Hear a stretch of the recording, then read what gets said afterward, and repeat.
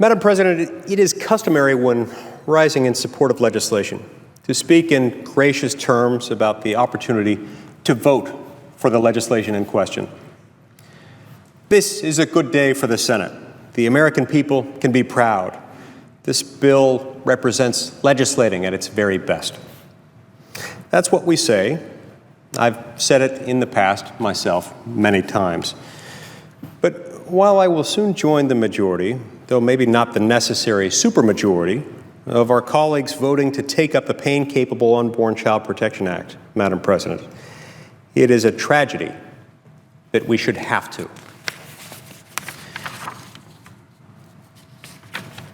That late-term abortions after children are viable and their nervous systems can feel pain, are legal in this country is itself an affront to American democracy and a stain on America's great history. It is not the fault of the American people who, like the rest of the civilized world, are appalled by the violent extremism of aborting viable unborn infants. Rather, in 1973, it was originally the fault of a constitutionally unhinged and scientifically illiterate Supreme Court majority. 4 decades on, the fault is now fully shared by a Democratic Party so corrupted by special interest politics that it has forsaken the one principle, standing up for the little guy, that once earned them, all Americans, gratitude and respect. Our friends on the other side of the aisle still claim that surrendered high ground. But that claim gets harder to take seriously every time they not only abandon but deny the very humanity of the littlest guy of all, or littlest girl. Let's not forget that the Democratic Party today is not just the party of taxpayer-subsidized late-term abortion on demand. It is also the party of taxpayer-subsidized late-term sex-selective abortion on demand. 7 or 8 or 9 months along, with eyes and a nose, a head full of hair, with a beating heart and a perfect smile and late-night hiccups. They think it should be legal for a doctor to take her life just because she's a girl, or just because she may have Down syndrome, or a cleft palate, or any reason, really. To the Democratic Party today, there is no reason so superficial or bigoted that it shouldn't negate the right to life of an unborn child, or a born child, for that matter, Madam President.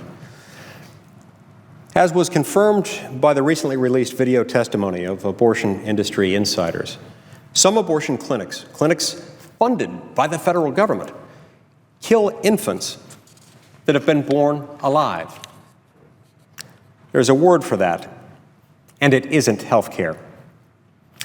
And yet, even though Philadelphia abortionist and serial infant killer Kermit Gosnell was convicted of first-degree murder for doing just that, physician-assisted infanticide is something like a stated principle of the Senate Democratic caucus. Remember, it was on this very floor, a few feet from here, that in 1999, one of our colleagues on the other side of the aisle said that legal protection of a child should begin only, quote, when you bring your baby home. And when you get down to it, what difference does a few centimeters make anyway?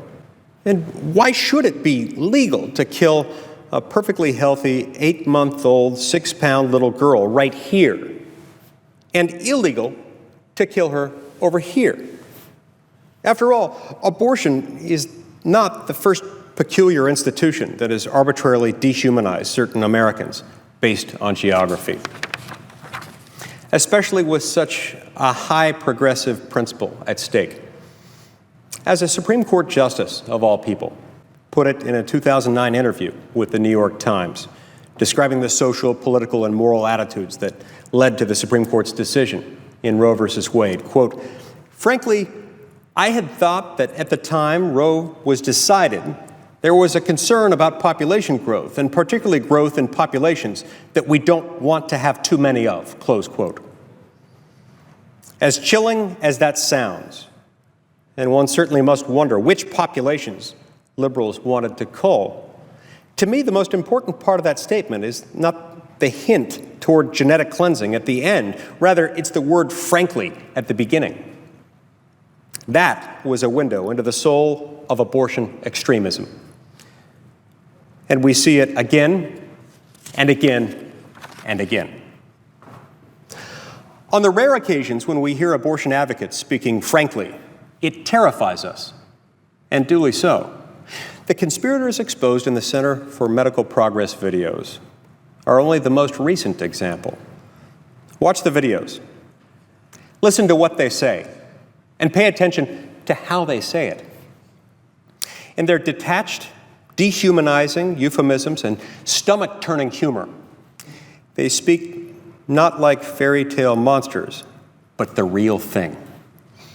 The rational, rationalizing men and women with prestigious degrees and cultivated tastes who hide their barbarism in bureaucracy.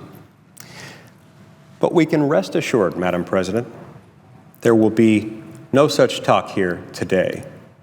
There will be no such talk here tomorrow. There will be no frank, candid public discussion of late-term abortions because that might eventually lead us to the truth. And only one side in this debate is interested in that. When it comes to the reality of abortion, pro-choice politicians choose not to debate. They choose to deceive. They will come down to this floor for the next 2 days, not to defend what we all know is indefensible. Rather, they will try to cloak their extremism in a fog of denial and distraction. Politicians who defend the right to kill born-alive little girls will, with straight faces, rail about a war on women. Politicians who defend lax on sanitary clinic standards will, with straight faces, lecture us all about their commitment to women's health. Politicians who resurrect embarrassing medieval superstitions about when life begins will, with straight faces, thunder against the scourge of Republican science deniers, as if none of us has touched a pregnant mom's tummy and felt a little kick, as if those grisly Planned Parenthood videos didn't exist, as if none of us took high school biology. But they know the truth. In unguarded moments, as we've heard, they speak the truth. And one day, the truth will set us all free, and the Democratic Party will stop taking its problems out on the kids. We're not there yet, but as the desperate tactics on the other side of the question reveal, we're getting closer and closer all the time. Truth doesn't wait on partisanship.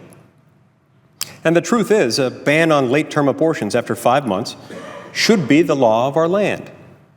The truth is that unborn children can feel pain after only 2 months of development. In the words of University of Utah professor Maureen Kondik, with whom I met last week, quote, based on universally accepted scientific findings, the human fetus detects and reacts to painful stimuli as early as 8 weeks following sperm-egg fusion, close quote. Now, Madam President, for our unfrozen caveman senators on the other side of the aisle, whose primitive minds are confused and frightened by modern science, sperm-egg fusion is when biology tells us that human life begins. On day one, a fact that is neither a mystery nor above the pay grade of a curious seventh grader. At 8 weeks, Madam President, 8 weeks, we know a fetus can feel pain. That's not just scientific consensus, it's universally accepted, entirely uncontested, in Dr. Kondik's words. Why then does the bill before us allow abortions even up to 20 weeks? Because that's where the science is directly observable. That is how modest a compromise this bill is. As Dr. Kondik puts it, fetuses at 20 weeks have an increase in stress hormones in response to painful experiences that can be eliminated by appropriate anesthesia. In other words, Madam President, At 20 weeks, an unborn child can feel pain. We can see them feel it. We can observe them as they feel it. That is also the age, according to the New England Journal of Medicine, at which an unborn child is viable outside the womb. Prenatal surgeons can now treat unborn children as young as 16 weeks. And with every innovation and advance in perinatology, modern medicine stretches its miraculous light further and further into what used to be the valley of the shadow of death. These are the facts, Madam President. At 20 weeks, a little boy or a little girl has a chance to seize the great adventure of life, and they feel pain when that chance is violently taken away from them. Just like any child would, just like our own would, just like we would. We owe it to them to give them that chance. The science actually goes much further. This bill is only the least we can do right now. Our generation doesn't yet know what chapter we're writing in America's long struggle to defend the equal dignity of all human life. But we all do know, even our friends on the other side of the aisle, I think, that this story has a happy ending. Like generations past, who overcame ignorance and bigotry to welcome marginalized Americans into our hearts and our society, we too shall overcome. Because even though the unborn don't have a voice, they do have an unflinching ally, the truth. Not just the philosophical truth expressed in our Declaration of Independence, but the biological, medical, and scientific truth that unborn children are children. There is no us and them, just us. And deep down, we all know it. We know that children are a gift and deserve our protection. We know that mothers are heroes and deserve our support. The bill before us would provide them a little bit more of both. Despite its majority support, this bill might not pass this time. And America's moms and children waiting for the laws of the United States to catch up to the justice and compassion reflected in the laws of nature and of nature's God will have to wait a little longer. But not too long. For if our national story has taught us anything, it is that extremism in defense of violence here will not long stand. This bill will one day soon be the law of the land. So too will those passed last week in the House of Representatives, and still others yet to come. The arc of American history may be long, but the American people have a way of bending it toward life. And after decades of violence and lies and corruption, Madam President, help is on the way. Maybe it's a good day for the Senate after all. Thank you, Madam President. I yield the floor.